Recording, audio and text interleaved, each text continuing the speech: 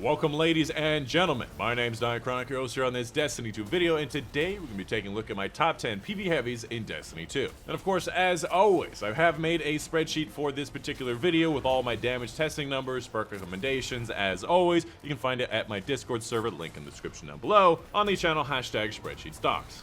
And real quick, I actually have a giveaway going on right now with a lot of really cool stuff. Stay to the end of the video to hear more. Moving on to the main section of the video, let's go ahead and take a deep dive into the spreadsheet. And as you can see on screen right now, this is my spreadsheet. Dark theme, color-coded pictures, perk recommendations, how to do certain quests with links, certain information about catalysts, top 10 information for all the different things I consider for this video. And if you scroll over to the right, DPS testing numbers. Ooh, I do love my DPS testing, and I know you guys do too.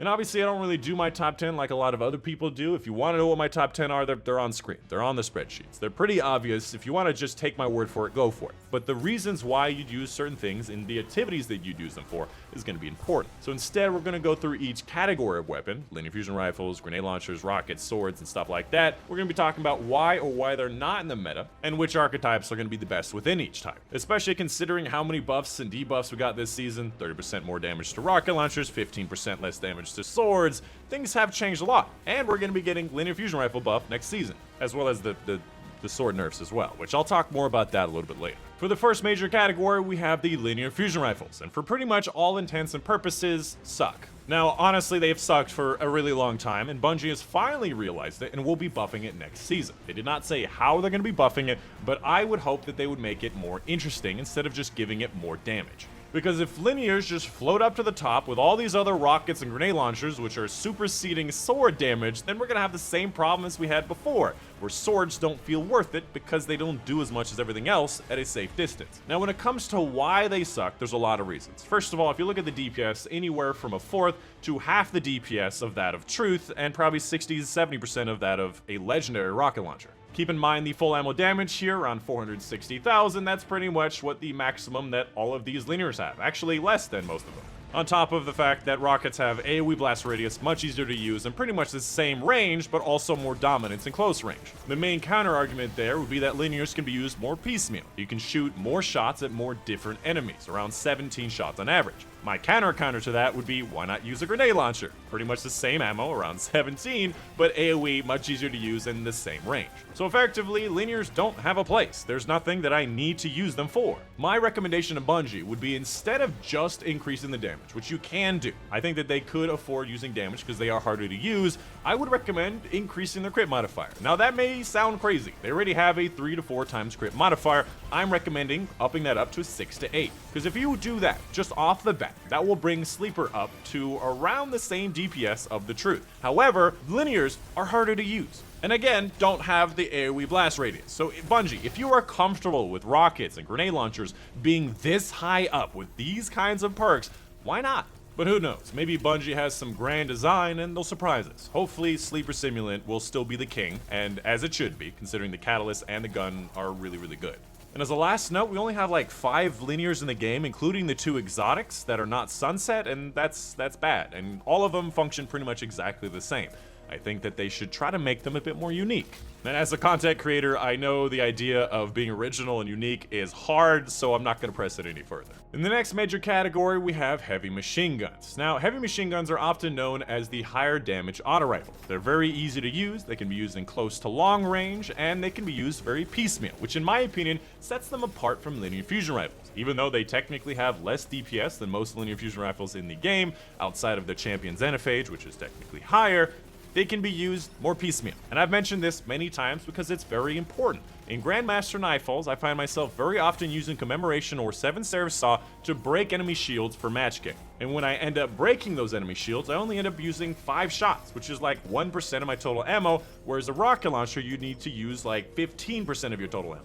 And as I've mentioned many times before, heavy ammo weapons oftentimes suffer from the heavy ammo economy. Heavy bricks don't spawn nearly as much as special ammo, which is why usually people favor more towards exotic specials. So if you can have a weapon that you only really use for breaking enemy shield types and maybe just a little bit use on DPS, you can have heavy ammo very frequently. So if your heavy weapon is a heavy machine gun, you can use it for a very long period of time. You know you always have enough ammo for breaking enemy shield types. Use it very sparingly for DPS when you really need it on certain champions, and you have heavy ammo very often. And that, in my opinion, is unique and very useful. And the last note I'll say is about Xenophage. Many people may be surprised by the DPS. However, from every single time I've done testing, Xenophage has very rarely performed well in DPS. The fact is, the Garden of Salvation boss just takes more explosion damage. And on top of that, you're probably better off using 1K Voices because it has better DPS and better full ammo damage. It's just the better option in my opinion. However, Xenophage is easy to use and can be used more piecemeal. In certain scenarios, it is the better option, and a lot of people like it, and I like it too. Up in the next major category, we have rocket launchers, which are probably everyone's new favorite weapon type outside of swords. Now, as I mentioned before, every rocket in the game got around a 30% damage increase to mini-boss and above. Rockets that were exotic got tuned in slightly different ways, but are around the same amount. With the one exception being Eyes of Tomorrow. It got reverse buffed and got nerfed for some reason. They should be fixing that next season. Which, by the way, if Eyes gets buffed properly, it's probably going to be the new Gallahorn. I'm not kidding. It used to do the same damage per rocket that a regular rocket did, and even now with its bad buff, it has one of the highest full ammo damages in the game as a rocket launcher, and that's insane. So when it gets buffed, it's going to be crazy. Now, in my opinion, I think that rockets got overtuned. First of all, we got the reserve buff 2 seasons ago, so every rocket has around 7 to 8 rockets, meaning that, again, it can be used a lot more piecemeal. They pick up a lot more ammo off the ground. Instead of 1 ammo by base, they now pick up 2. On top of their damage buff they got this season and swords getting nerfed, they became really strong. Now, I'm not saying that they should be nerfed, but I think that certain exotics, certain perks, or certain rockets may be changed.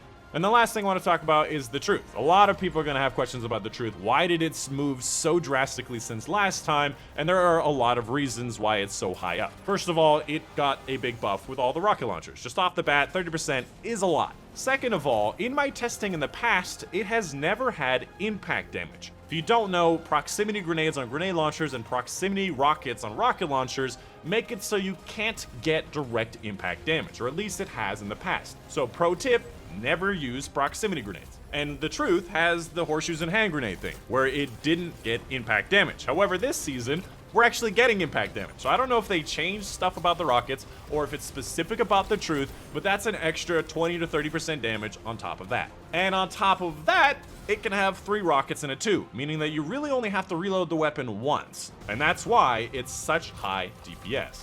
Effectively, in actual use, it might be closer to the use of these legendary rockets without the damage boost of these legendary rockets, which is why it's at number 6 and not number 5. On top of it, again, being an exotic, and I really do like my exotic specials. But overall, it's still an excellent option and very strong. Up next, we have the grenade launchers. And honestly, grenade launchers are one of the best weapon types in the game and probably the better option for a lot of Grandmasters. And honestly, they are also all over the place. You can see here for DPS at 3rd and 4th position. You can see Anarchy over here with 2 million full ammo damage, and then there's Salvation's Grip, which I don't really know what to do with this weapon, really. First up, let's talk about the legendary options. For the 120 adaptives and the 150 rapid fires, the rapid fires do less DPS and less full ammo damage, so the adaptives, in my opinion, are just the objectively better option. And out of the 2 options that we have that are not Sunset, Blast But 2 and Interference 6, the Blast But 2 does not have Full Court or even Swashbuckler. So Interference 6, with its Spike Grenade auto-loading full court combo, which is the best possible perk combination you can have in the game, save new perks that eventually happen in the future, is the best you can have. Which is, you know, can be shown here with Interference 6 with Spike and Full Court having really, really high DPS. And also full ammo damage. 430,000 is above average by a significant amount.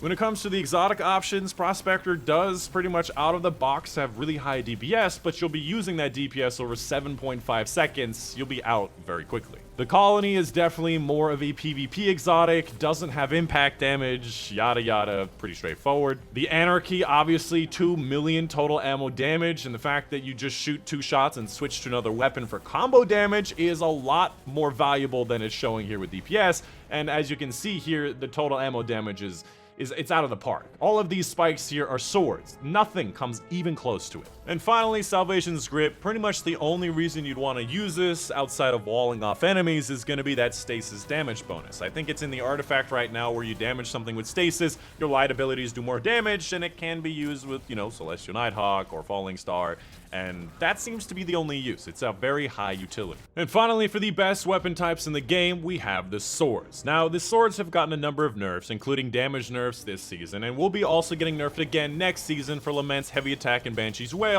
and the heavy attack ammo in Falling Guillotine. Even then, I still think swords are going to be very popular. Although I do have some issues with the Truth and the grenade launchers and the rocket launchers up here, I still think that swords are very easy to use, very high total ammo damage, very piecemeal use, even though they are dangerous to use. First up, let's talk about Lament. It has that AoE attack that heals you, that does barrier rounds, has very high full ammo damage, and has the most disgusting highest DPS for any weapon in the game. So obviously, even after the nerf, it's still, in my opinion, probably going to be the #1 weapon of the game. It just has too many things going for it. Next up, let's talk about the Adaptive Frame and the Vortex Frame swords. Now, from my testing, since Arrivals, Falling Guillotine has literally never had more overall DPS than Adaptive Frame swords, and yet people are constantly complaining about how it has way more DPS, and the fact is, it doesn't. It has more burst damage, because the first half of the heavy attack does most of the damage, and there's a lot of end lag to it, but it has never had more overall DPS by a significant amount. So when it comes to the nerf to Falling Guillotine, many people might find a lot more solace in the negative space, but